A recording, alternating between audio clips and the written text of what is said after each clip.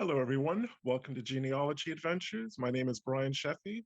And I'm Danya Williams. How are you this wonderful Sunday morning, Sunday afternoon? Indeed. Welcome to the show, wherever you're watching, and thank you for sharing the next hour of your Sunday with us. So today is part 3 of our conversation about the wonderful and incredible women of the 6888th Battalion who served in World War II in Europe. And we have two amazing guests today. Our first guest is retired Colonel Edna Cummings. She's a documentary producer. She's produced a wonderful documentary about the 6888. She's a U.S. Army veteran, business consultant for both federal and commercial clients in the metropolitan DC area. She's also the first African-American female ROTC graduate from Appalachia State University. So that's an achievement all on its own. Should probably have a show about that. And she is instrumental in obtaining the long overdue recognition for the women of the 6888th Battalion.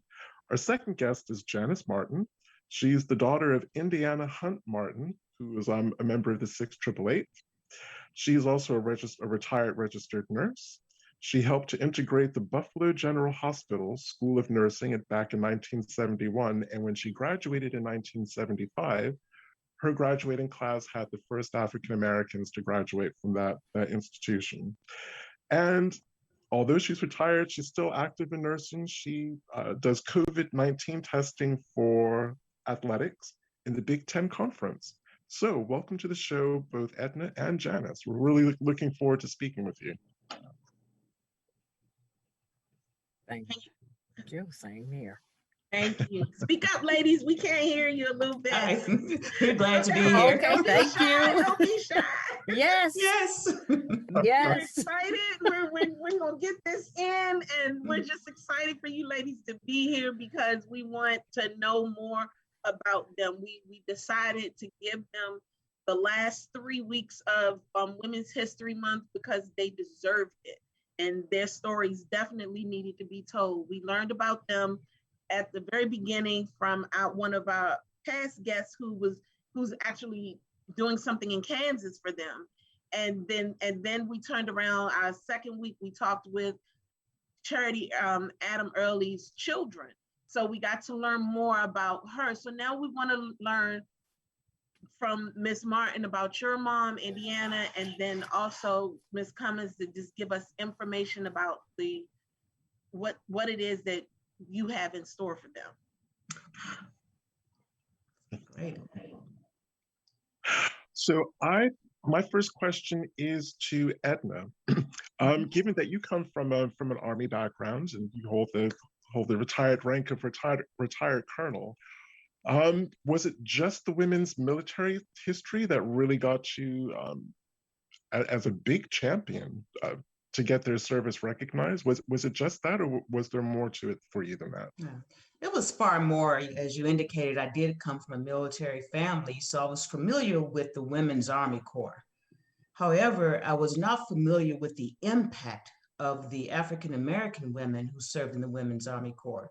Because during World War II, there were more than 6,000 African American women who served in the US and abroad in the Women's Army Corps. We also had Army nurses, but in the media, you never see anything about Black women in the military during World War II.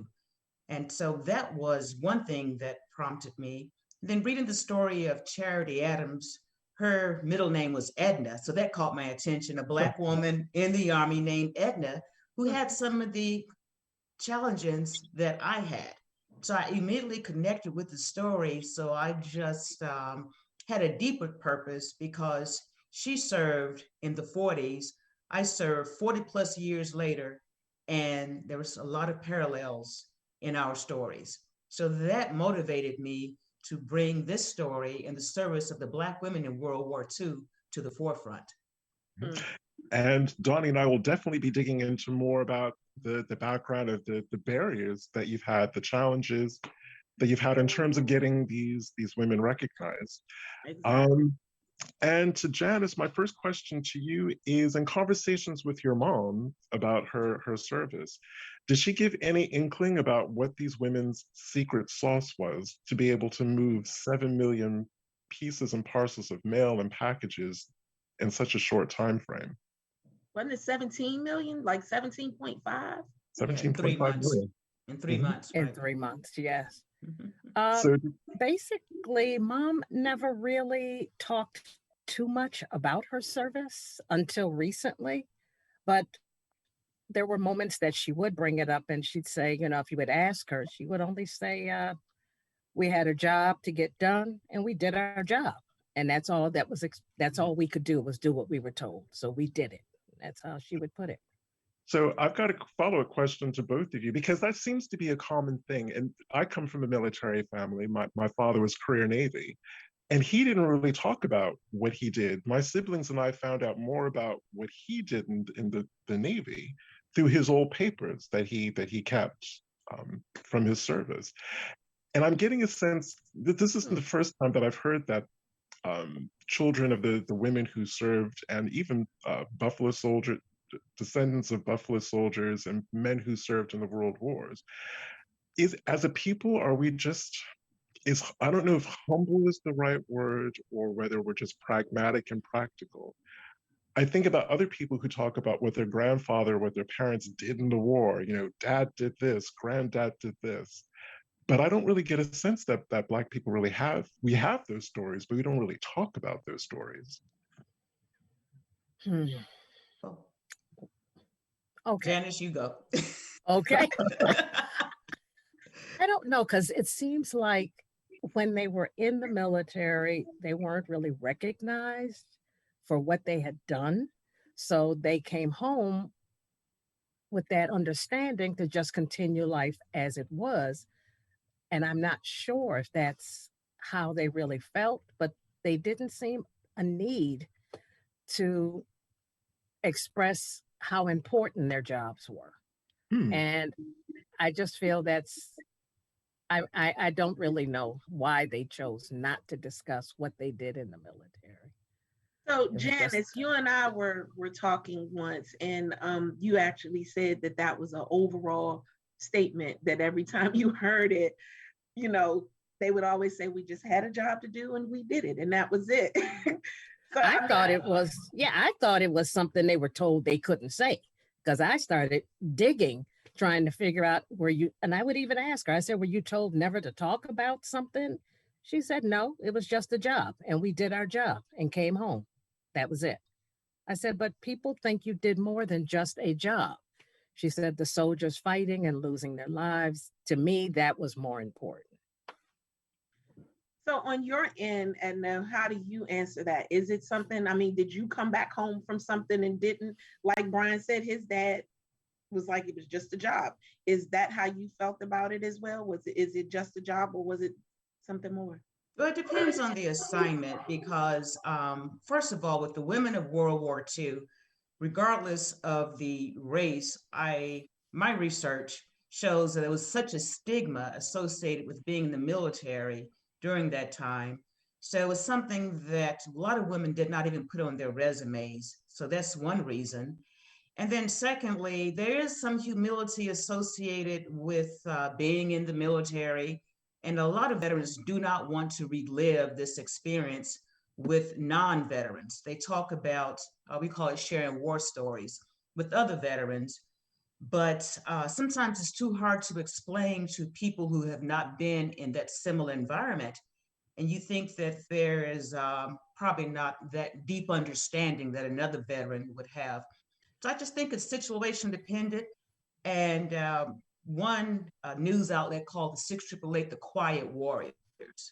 And there are a lot of quiet warriors out there. They've been through a lot, but unless someone else has shared their experience, they do not talk about it unless it's brought out or unless there's a reason, because sometimes it is, like my father was in Vietnam, and a lot of things he will not talk about because it just triggers some emotions that he does not want to experience again. And sometimes he was told that he could not talk about it.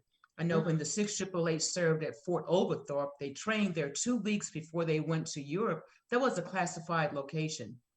Their training was because they held that training in an environment wherein it was not accessible, and they did not publicize the location for fear of it leaking out to the Germans. And so there, a lot of reasons, but a lot of it, I think, is humility and that attitude of just being the quiet warrior. Wow. You know, Edna, you're right, because she never even told anybody she was going into the military. Mm-hmm. When she signed up, she never said a word. She just said she was going to visit her mother in New York. That was it. And nobody knew she was in the military. Wow. So she just went to say, "Oh, I'm going to see mom," and then don't come back for 2 years or so. Because it really wasn't ladylike. I mean, that's not something ladies did, because you hear the stigma of women in non-traditional jobs. Yeah. So what does that mean? That means that you have the ability to do something that no one expected you to do. So that being said, the military is one of those things. I mean, looking at the training videos and a lot of the videos of all women in the military during that time, they were wearing skirts and marching in heels. Now, who does that? Comparing, but that is the box that society put these ladies in. If you're going to do this, doggone it, you got to do it in pantyhose and heels and a skirt. Now, there's some images of them in slacks, but for the most part, I'm like, oh my God, they had to wear skirts and heels and pantyhose. And you can't imagine that, because that's not what you had to wear, right? Not all the time, yeah. I'm sorry, so I just have this visual. I'm thinking about all of these World War II photographs that I've seen. So you can have men in shorts and sometimes shirtless and in shorts, and that's fine. But women had to wear heels, pantyhose, and skirts. Yes, you have some images of the women in slacks, but not a lot. And I noticed working with some of the outlets, the Afro News, for example, I looked through their archives, and if it hadn't been for the Black newspaper, we wouldn't have a lot of these stories, because the stories of the African Americans, male nor female, they just weren't told.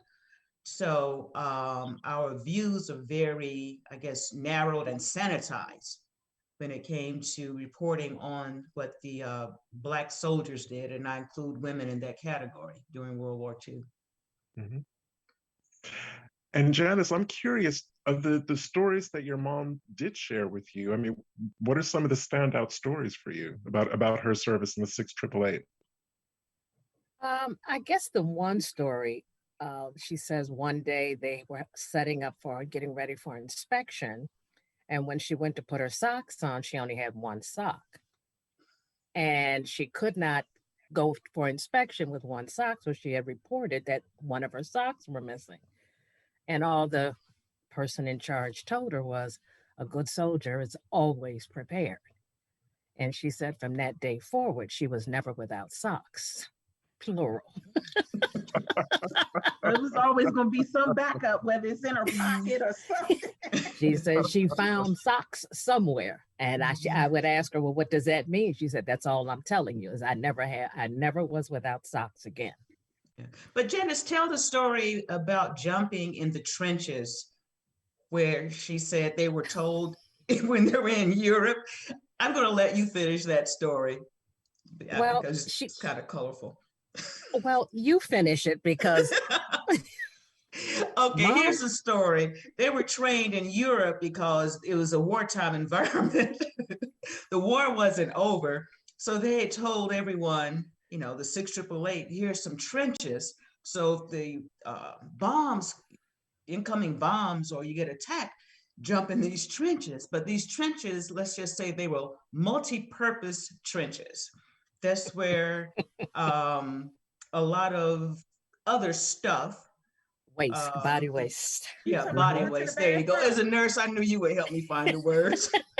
She said, but she didn't use the term body waste. She said they were full, it was full of all kind of, quote, body waste. And there's no way I was going to jump in that trench. I just would have been dead.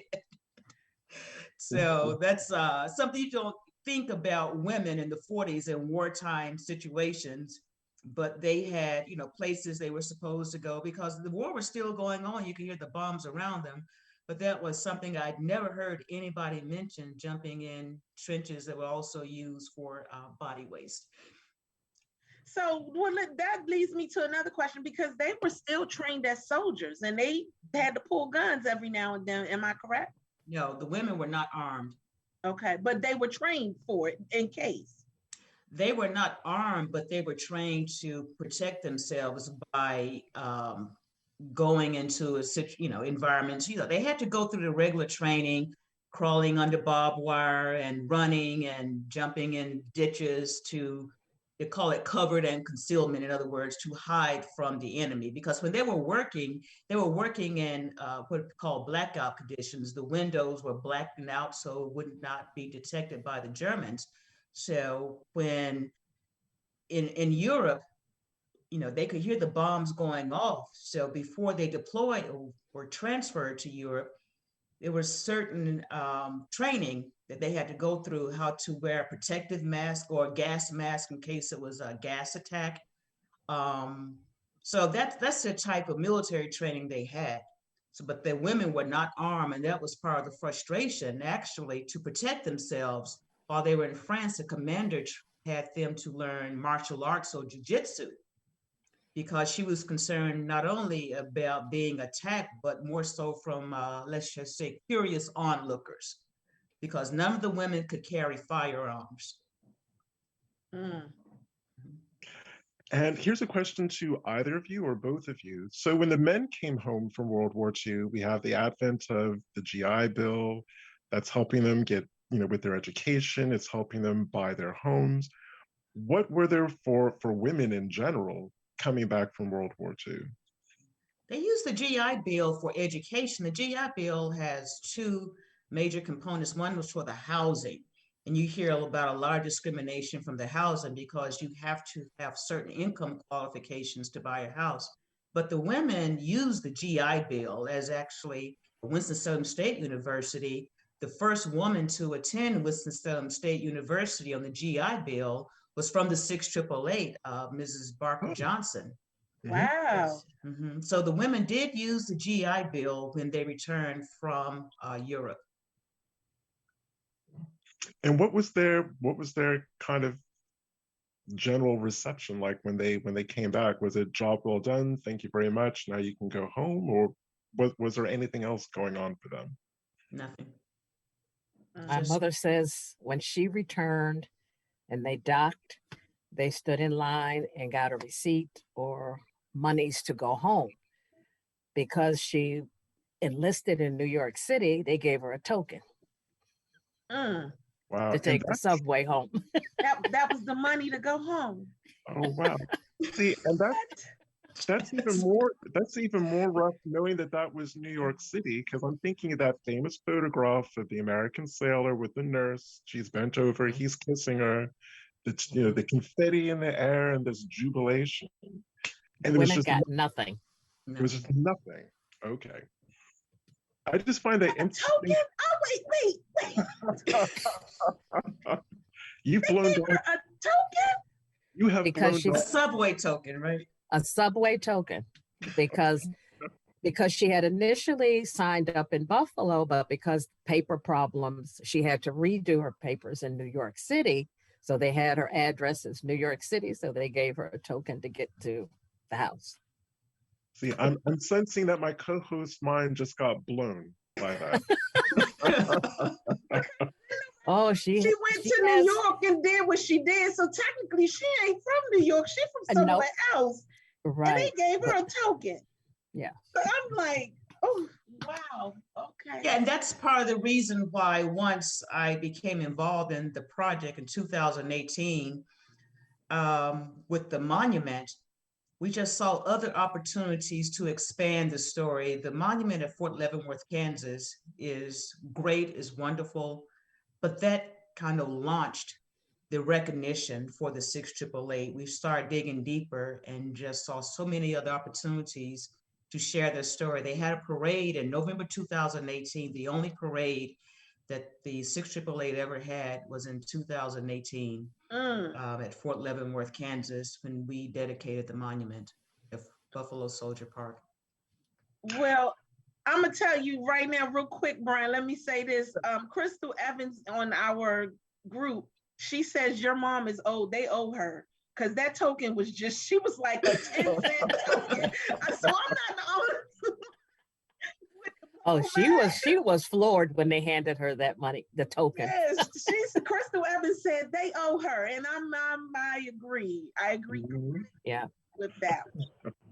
Yeah, there are little things that she really never forgot that happened, and she saved every single little thing.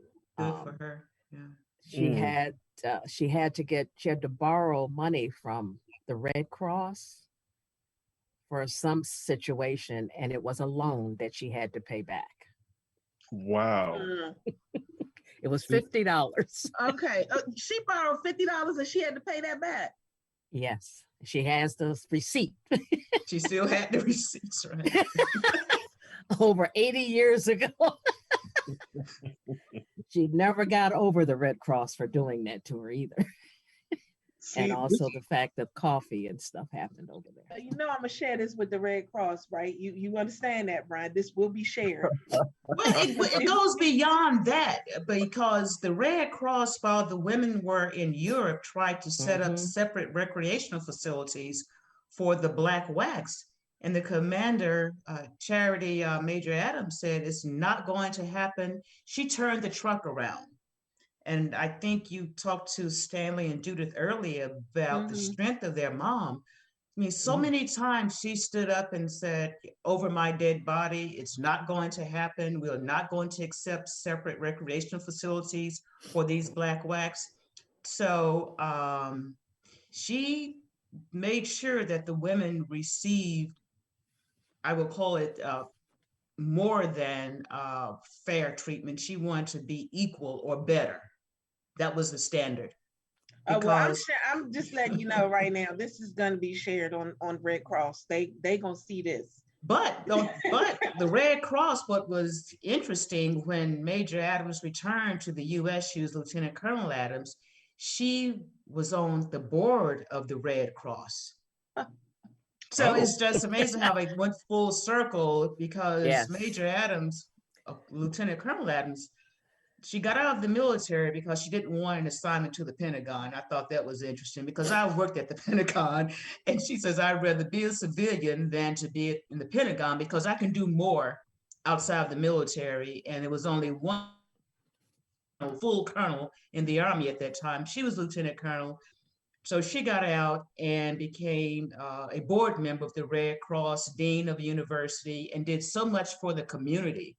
So it just kind of came full circle from rejecting help from the Red Cross, what was in their mind help, to becoming a board member for the Red Cross.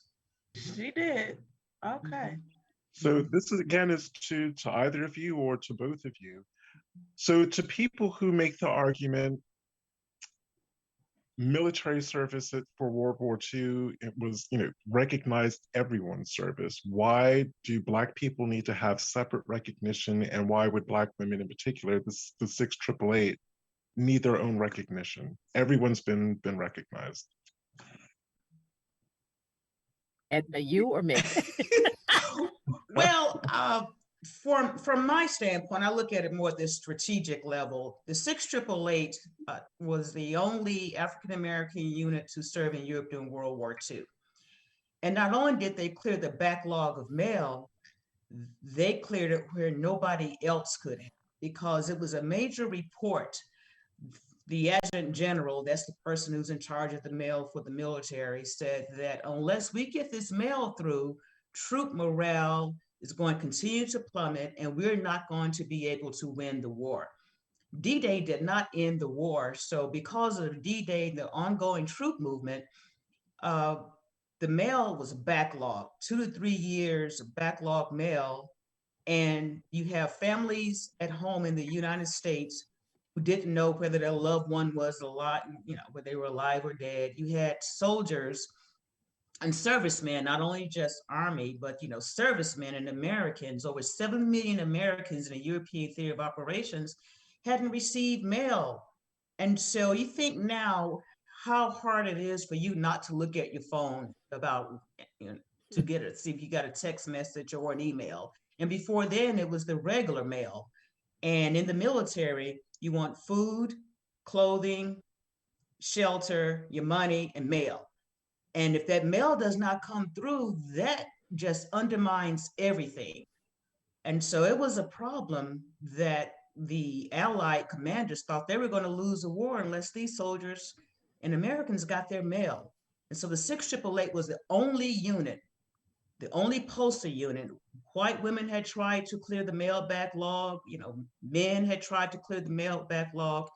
It did not happen until the 6888, under the command of Major Adams, came in and says, all right, we're going to work. This was in Birmingham, England, where the biggest impact was made. 24/7 operations, 3 shifts, wherein they process about 65,000 pieces of mail per shift. That's 195,000 pieces of mail per day for 3 months, which is a little over 17 million. Of course, the workload fluctuated. So it's just not about Black women going overseas sorting mail. It's about they were the only ones who could do it, the only ones who got it done. Black, white, purple, yellow, green, race, gender, immaterial. They got it done, period. And I saw the impact of that in 2 places. And if we have time later in the presentation, I'll go into a little bit more detail. Senator Jerry Moran is the senator from Kansas who introduced the Congressional Gold Medal. And at the ceremony where we dedicated the monument, Kansas is the home of the Buffalo Soldiers, and the monument is in Buffalo Soldier Park. He says he never thought about it, but the 6888 kept his family together because his father was a World War II veteran, and his mom hadn't heard from him. So just think, if you are married, got kids, and you haven't heard from your spouse in 3 or 4 months, they're in the wartime situation. So it was hard on the families at home, hard on the servicemen. And we were also at an event at Fort Meyer, and Janice, I don't know if you remember this, this is Twilight Tattoo. And this veteran approached, I think it was your mom and Miss Rudock, and said, it's because of you I'm here, because my mom thought my dad was dead. And finally, she decided to hold on a little bit longer because she started getting mail. And when he came back from World War II, here I am. Wow. So, Wow. I mean, that's a true story. I'm not making this up. And so it just kind of made me pause. I'm like, yeah, because, you think about during the day, how many times you check your email, or if before email, if, the audience can remember that, with your parents going to the mailbox looking for that letter. Oh, please. So if you don't, or just think about now looking for any type of mail, whether it's your check or a card, you don't. We need them that. now. We need them now, because the mail is terrible. Right. So that's just a snapshot of why, I'm just working so hard to get them their just due. They got it done and nobody else could do it. And they need to be recognized for it. That's the bottom line. And that's not even back then. I mean, I'm thinking I lived abroad for over 30 years, and just getting birthday cards, Christmas cards, letters in the post, it just makes your day. It puts a smile on your face. Right. So Brian, let me ask you a question. Go ahead. No, go ahead. I was going to say, is now a good time to go to the presentation? Sure. That's why we love each other, and then when we're just here, we're just here. We always on the same wavelength. So I was going to ask you, do you want? Because we do have some questions on the in the group.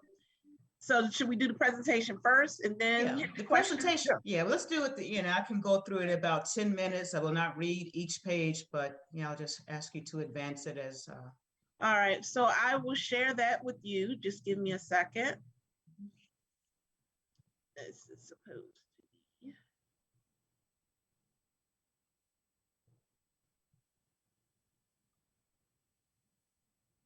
Oh, where'd it go?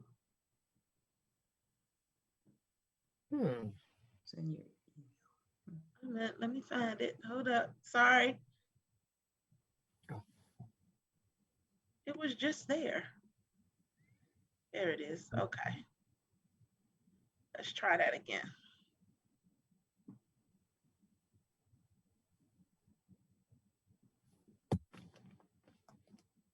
Here you are.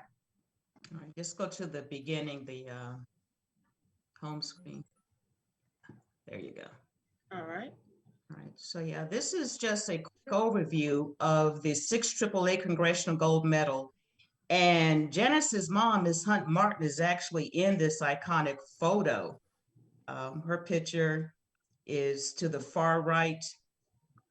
So she's in this photo, and I'll show it to you later. Okay, next slide. Hit next. All right, an overview. Here's some of the things I will talk about in about 10 minutes to tell you why the Congressional Gold Medal and this recognition is so important for the 6888. Next. Okay. The Congressional Gold Medal has been awarded since the American Revolution to show the nation's appreciation for distinguished achievements and contributions. And these are some of the examples of previous Congressional Gold Medals. And when the 6888 received their Congressional Gold Medal, it would be a custom medal to show the 6888 service. This slide shows Tuskegee Airmen, the Women Air Force Service Pilots, Montfort Marines, and Navajo Code Talkers. And we want, a special medal like this for the 6888. Next. Oh, okay. Mm-hmm.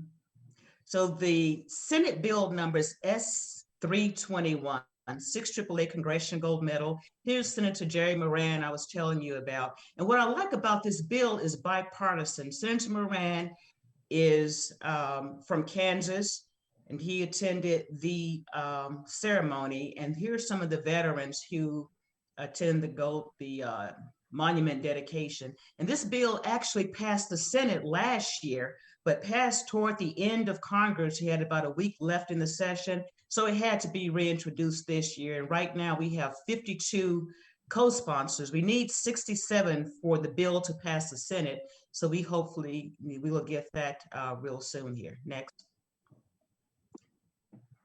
The House side, the bill is introduced by Representative Gwendolyn Moore. She's from Wisconsin, and one of our veterans is from Wisconsin. And the bill number is HR 1012 that was reintroduced. We need 2/3 of the House of Representatives member to co-sponsor the bill for it to pass. And right now we have about 72, so we have some work to do for the House of Representatives. Next. All right, so this is synthesizes why the 6888 is so important. The 6888 prevailed where others failed. It was the only military unit that was able to clear their backlog, and it exceeded performance standards. The Army said it would take 6 months. The 6888 did it in 3 months, so half the time that they were expected. And it would be the only female military unit to receive the Congressional Gold Medal. The women air service pilots were not in the military. They didn't receive veteran status until 77. And the 6888 would be the only African-American Women's Army Corps unit to receive this honor. Okay, next. So in World War II, the only service who had women in the Army, in the military was the Army. The other services had women supporting the military. They were volunteers. And there were over 300,000 women, but the 6888 was the only group of the Women's Army Corps who served overseas. And some of these other women, we had the Japanese American women who served. A lot of people didn't know they called the Nisei women, didn't know that you had Japanese women who served. You had code girls. Code girls were cryptographers from predominantly white colleges, but there are also some Black cryptographers. And that was a very classified mission. They could not talk. And I located the name of one, Ethel Highwarden Just. And that is a fascinating story. So if you ever get a chance to read about Black cryptographers in World War II who were female, you probably would not find them because they could not talk about their service. We had more than 600,000 Rosie the Riveters who were Black. So there was a lot of Black women who served the nation in World War II. Okay, next slide. Okay. All right. So this is just a brief summary of how the WACs were created. I will not go over it in a lot of detail, but Dr. Mary McLeod Bethune and First Lady Eleanor Roosevelt launched the push to have Black women serve overseas in World War II and Black women serve in the US. And Charity Adams was the first Black woman to become an officer in the U.S. Army. It was the Women's Army Auxiliary Corps at the time. So I owe my service to her because she opened the door and paved the way. Next slide. Okay, next. Yeah, there were limits on Black women. They had to be 10% of the military. So they dubbed themselves the 10%ers. 6,000 Black women who served in World War II. The service was limited to 10% to match the number of African Americans in the US at the time. Okay, next slide. Okay, now while the 6888 was abroad, in the United States, the Black women in the Army were having a hard time. A lot of them were beaten and imprisoned for refusing to do menial labor. In 1945, 4 Black WACs went on strike at Fort Devens. They accepted a court martial rather than discriminatory work assignments. And 3 Black women were beaten for sitting in the white side of a Greyhound bus station. So these are the type stories that I did not know happened until I started researching and working with the 6888 in terms of what Black women went through in World War II that no one ever talked about. Next slide. Okay, this shows where the Black women were stationed in World War II. Fort Oglethorpe, Georgia is where they conducted overseas training. I talked a little bit about that. Next. Yeah, if you get a chance, go online and look at the 6th Cavalry Museum. They have a great display about the 6888. It's called the Triple Victory of the 6888. I visited Fort Oglethorpe before COVID. Next. Okay, this just shows where the 6888, before they departed for Europe at Cap Shanks, New York. Next. When they were going over to Europe, German U-boats chased them. So they were confronted with the wartime situation before they went to Europe. Okay, next. Okay, and this is showing some of the white women who tried to, the white WACs, who tried to clear the mail backlog before the 6888 arrived. Okay. 7 million Americans in the theater of operations in Europe. That includes civilians as well, Red Cross workers, politicians, civilians. Nobody was getting the mail. And the Army thought it would take 6 months to process. And this is an example of what it looked like overseas. Rat infested. That's only one hanger. Yep. That's right. That's one hanger. Rat infested, rodents, you name it. You know, the mail. That's why I'm a punk. I'm gonna tell you now, because okay. Next slide. The one dead rat for me would have been it. I'd have been wiping my hands. That's it. I'm out. Yeah. Okay. Next. Well, there's more than rats. You probably had some other critters in there. Most definitely. I'm out. Okay. Next. Yeah. So this is a special delivery newsletter from Miss Indiana Hunt Martin, Janice's mom, and it just talks about the great job that the 6888 did. And this special delivery was a WAC newspaper, not just for Black WACs, but for all the WACs. Everyone knew the 6888 did better than anyone else had in clearing that mail, because like you said, and you probably weren't the only one. That's why the job didn't get done. Okay, next. I'll just leave it at that. Okay, yeah. Next. And for the veterans out there, here's a chain of command. And this one veteran, Lieutenant Griffin, is 100 years old. She retired as a major from the Air Force. When she came back from Europe, she joined the Air Force. She said she went to the recruiter and they says, no, enough of the Army, come over to the Air Force. So she was able to retire. Okay, next. Major Adams, you talked a lot about her with her children, so I will not go into this in a lot of detail, but she was the valedictorian of her high school. and was in grad school when she joined the 6888. But what I like about her, she made lieutenant colonel in 4 years. It took me 18 years to make Wow. lieutenant colonel. So I was talking to one of my friends who wrote a book about World War II women. She said that was incredible. A lot of women didn't get that rank that fast. All right, next. Well, I wanted to let you know that we kind of found out that there's a possibility that they're related to me and Brian. Oh, wow, incredible. Yeah. Yeah. So this is, example of what life was like in Birmingham, England. They formed their own entertainment groups. Sports teams were very successful. They even opened up like a soda bar or a recreational place. Okay, next. 3 women buried in Normandy. There are only 4 women buried in Normandy American Cemetery. 3 are from the 6888. 3 got killed in a Jeep accident. This is a famous photo when they marched in the Joan of Arc parade in Rouen, France. They were not allowed to carry weapons, and the commander taught them jujitsu. Okay, next.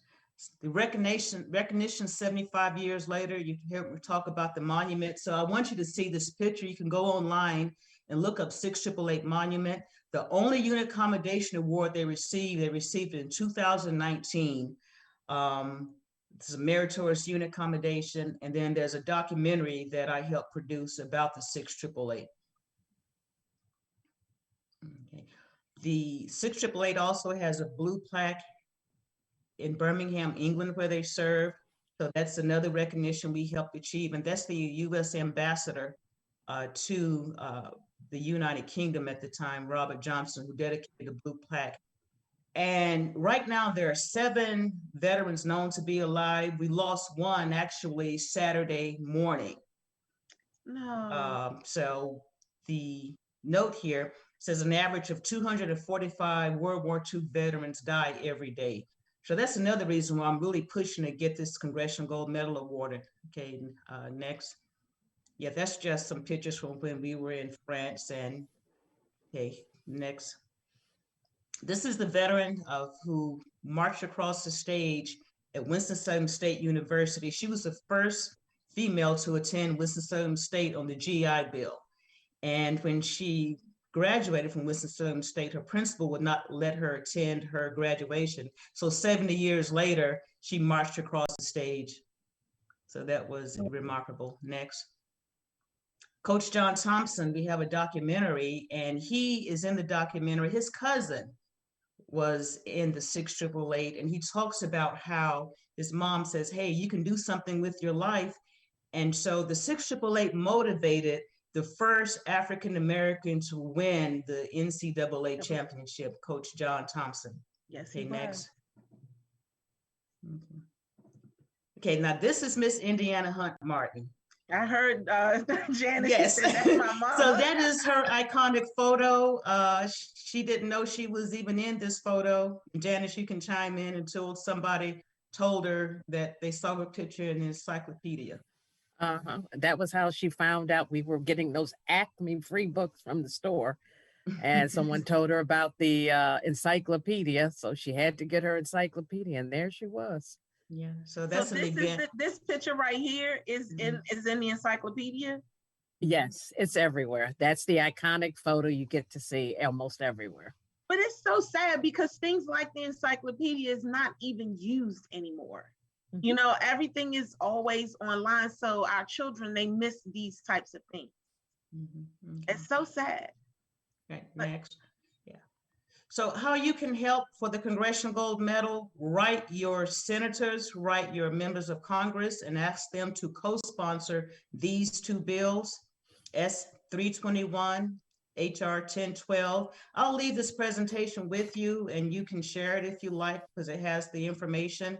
And in organizations, you can write the bill sponsors and tell them that your organization supports the 6888 Congressional Gold Medal.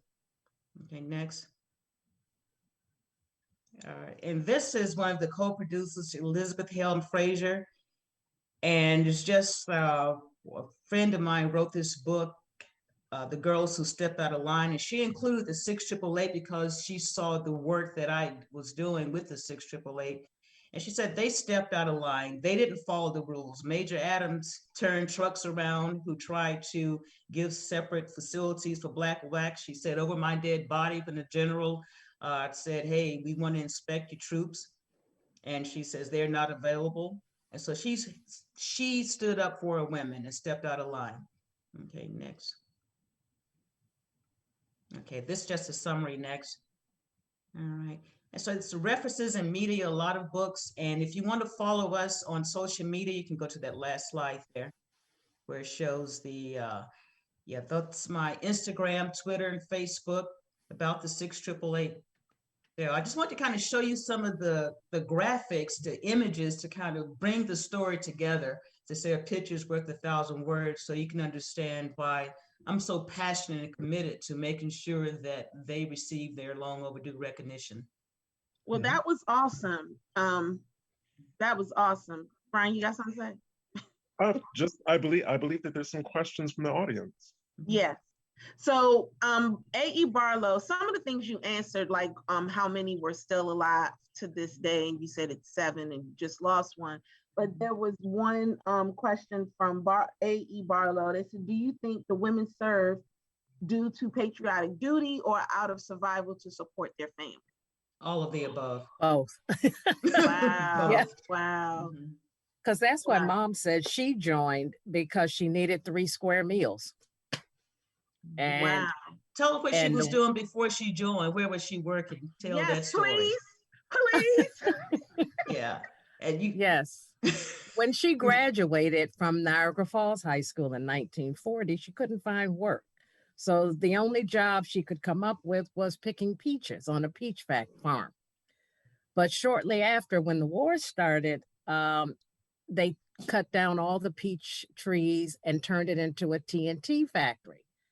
And it wasn't until recently I kept asking her about this TNT factory. And she said, oh, yeah, we worked there, but I really didn't do much because all I was supposed to do was clean the bathroom. But the bathroom was never dirty because nobody ever came out to use the bathroom. So I started asking questions. I said, what do you mean nobody used the bathroom? She said, nobody ever came out. We never hardly saw anybody. So when I start looking up the TNT factory, evidently it was a military installation. They had blocked it off. And she said, oh, yeah, they bring us in on the bus and take us out. We had to go through security and all of this. I said, what kind of place is this? A TNT factory? She said, I don't know what they made in the back. Well, come to find out, there's possibility that there might be something to do with the Manhattan Project that was going on there. And because we were right on the water where all the power was, so, and they were splitting atoms. And to this day, let's see, in 2019, it was an article in the Niagara Falls paper saying that that area is probably the largest radioactive dump site in the United States. Because all the radioactive material from the Manhattan Project, the atom bombs, is all placed there. They're trying to get rid of all of that stuff now. They don't know where they're going to send it, but they need to get it out.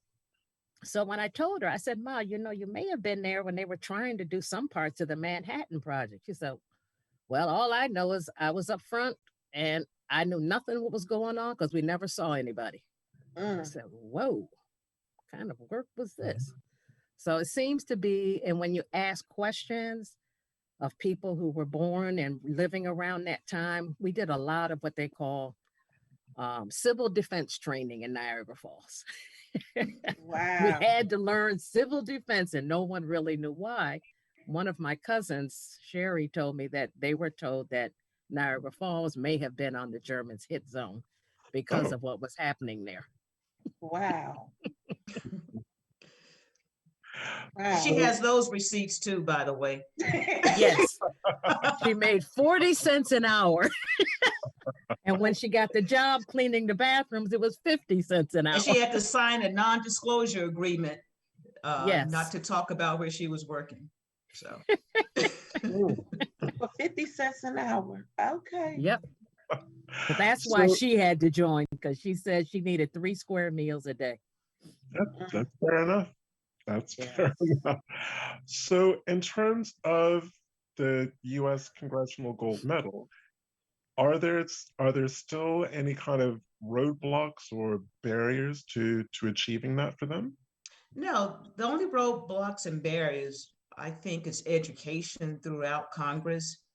Senator Moran's office is doing a great job in obtaining co-sponsors. We need 67. We had 52 co-sponsors since the bill has been released. And on the House side, they're doing a great job as well. I'm in constant contact. So I think it's just a matter of time, but there are competing legislative priorities right now. There's a lot going on in our nation. And it's not opposition, it's education and just a time to get the legislators to add their names to the bill. But I believe it would happen. And so with programs like this, that's part of the education and outreach to bring this to their attention. So no one is saying no. Everyone agrees. It's bipartisan. Both parties agree, which is great. Given the situation. Yeah. Right. So I think that's something 6888, bringing people together again. So that's fantastic. So Hope, what is her last name? Godish. She says, as a retired postal employee, they make me feel honored. We have a letter my mom wrote to the Army asking why they weren't receiving any mail from her brother in World War II. Oh, wow. Oh my goodness. That's incredible. And now you know why. Yeah. And now and now she knows why. This is yes. Awesome. Yeah. Thank you. Save the envelope.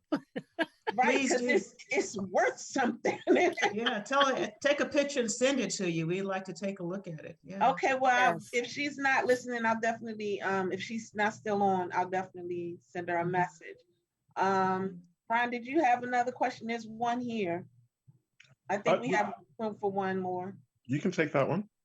Okay, Janice Gilliard says, does Colonel Cummings have family in the Marion or Florence County area of South Carolina? You knew it was coming. Probably. But what's interesting, I'm a Cummings. I'm real lazy because my maiden name is Cummings. There was a guy around the corner. His last name was Cummings. So, it worked out. So it could be from either one of us. He's deceased now. But our Cummings came from, one group came from Augusta, Georgia, and another group came from Ohio, I believe.